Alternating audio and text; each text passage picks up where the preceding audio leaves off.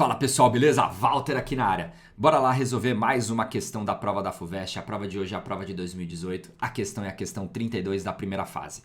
A prova de 2018, primeira e segunda fase, foi uma prova bem puxada. A segunda fase, então, beirou aí o impossível. Que quem fez ficou traumatizado, não consegue esquecer até hoje.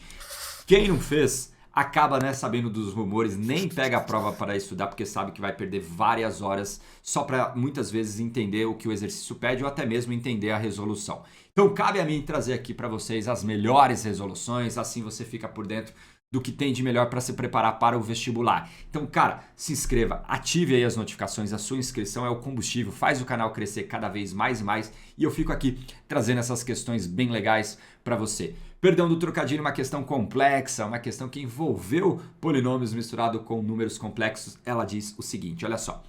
Considere o polinômio p de x. X elevado a n mais a n menos 1, x elevado a n menos 1, mais a 1x, mais o a0, em que o a0 até o a n menos 1, ou seja, todos os coeficientes são números reais.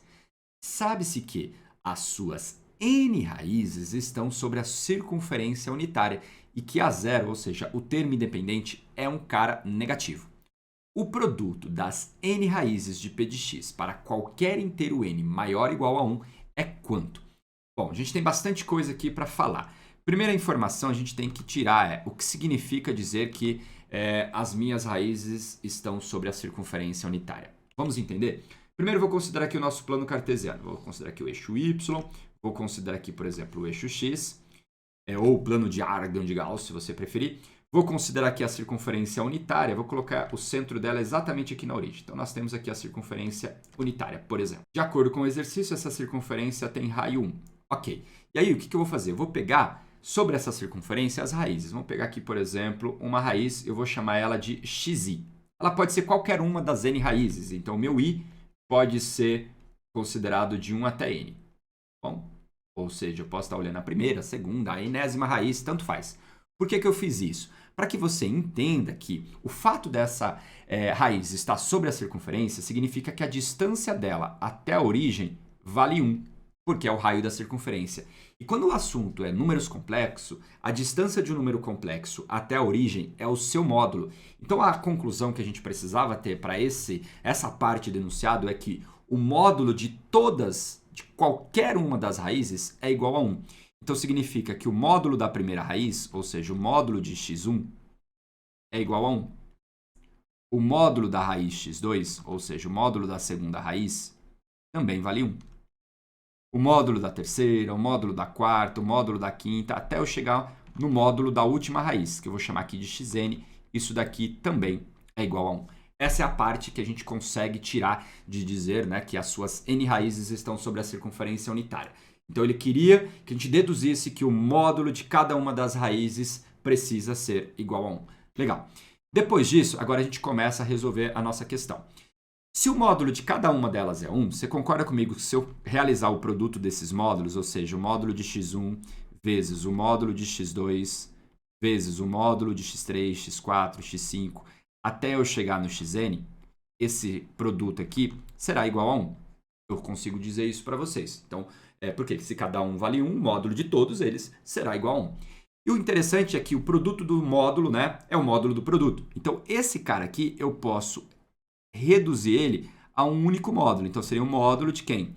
De x1 vezes o x2 vezes o x3 vezes o x4, até a gente chegar aqui no xn. E beleza, isso daqui, de acordo com o que a gente deduziu até agora, vale 1. Ok, já estamos aqui com 80% do exercício encaminhado. Agora a ideia é a gente entender essa parte aqui de dentro. Isso daqui, pessoal, pelo que você pode perceber, é exatamente o produto das n raízes. Aqui a gente vai utilizar as relações de Girard, ou seja, aquela relação que envolve soma e produto para qualquer ordem. Vamos pensar aqui. Se o meu n for igual a 1, então a ideia aqui da resolução é que você entenda, então não vou simplesmente chegar aqui e colocar a resposta. Se o meu n for igual a 1, o meu polinômio p de x, ele seria x mais o a0. Pensa aqui, se você pega o n igual a 1, então a gente teria x elevado a 1 e só sobraria o a0, então seria x mais o a0. Nesse caso, eu só tenho uma única raiz e ela seria exatamente o menos o a0. Menos o a0, Porque se você igualar isso aqui a 0, vai dar exatamente menos o a0. Legal. Se o meu n for igual a 2, se meu n for igual a 2, então o nosso polinômio p de x, ele ficaria da forma x ao quadrado mais a1x mais o a0. Aí o que a gente consegue lembrar? Que o produto das raízes x1 vezes x2, ele é o coeficiente c sobre a. Então ele daria exatamente o a0. Ele daria exatamente o a0. Aí, se o meu n for 3, mais uma aqui só para você entender o porquê que eu estou fazendo isso.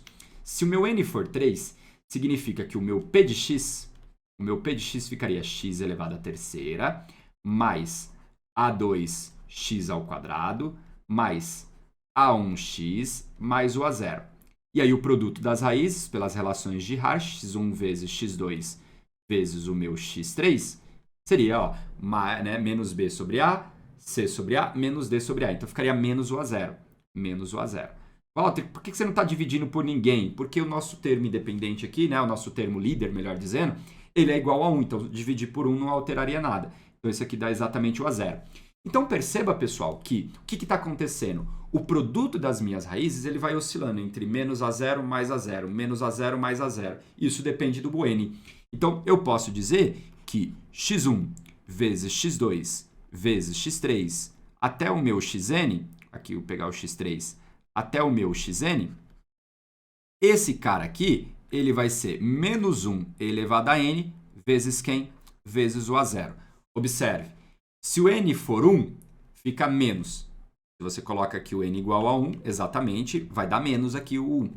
Se o meu n for 2, o meu sinal vai embora. Então, se o n for 2, o sinal vai embora, porque menos 1 ao quadrado vai dar 1, o sinal foi embora. Se o meu n for 3, ok. Ou seja, se o n ele é ímpar, aparece o sinal negativo. Se o n é par, não aparece o sinal negativo aqui nesse produto. Então, o que eu vou fazer? Eu vou pegar essa expressão aqui e vou substituir exatamente o produto que a gente tem aqui. Ó. Eu vou substituir esse cara. Então, a minha expressão vai ficar assim. Ó, o módulo de quem? De menos 1 elevado a n vezes o a0. Isso daqui é igual a quanto? É igual a 1. Legal. Então, o que a gente pode concluir? Que o produto do, né, o módulo do produto é o produto do módulo, então a gente vai ficar com o módulo de menos 1 elevado a n vezes o módulo de a0, isso daqui é igual a 1. Pessoal, essa parcela aqui, ó, independente do valor de n, ou ele é 1 ou ele é menos 1. Em módulo vai ser sempre igual a 1.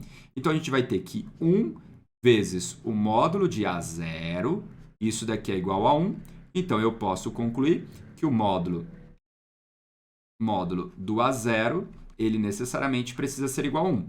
Daqui, como o A0 é um número real, aqui a gente tem duas possibilidades. Significa que o A0 ele é igual a 1 ou o A0 é igual a menos 1.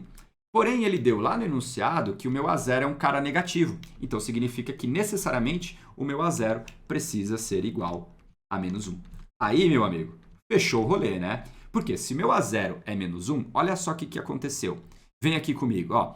Nessa expressão aqui, eu vou conseguir tirar que o produto das raízes, ó, x1 vezes x2 vezes x3 vezes x4, até eu chegar no xn, vai ser menos 1 elevado a n, menos 1 elevado a n, vezes o a0. Só que o a0 é menos 1, então vezes menos 1. Aqui eu tenho o produto de duas potências que têm mesma base. O que eu posso fazer? Conservar a base e somar os expoentes. Aqui, como não tem nada, é 1, então menos 1, n mais 1 vai ficar n mais 1, né? n mais 1. Então, o que aconteceu? O produto das minhas n raízes, ele é menos 1 elevado a n mais 1, e isso corresponde à alternativa correta como sendo a alternativa I. Eu espero que você tenha gostado da resolução. Tentei ser o mais detalhista possível aqui para que você compreenda exatamente todas as passagens e por que a gente chega na resposta, não só simplesmente jogar a resposta aqui para você. Então deixa seu like se você assistiu até aqui, se inscreva no canal, ative aí as notificações, fique por dentro de outras resoluções. Um super abraço e a gente se encontra na próxima resolução sempre.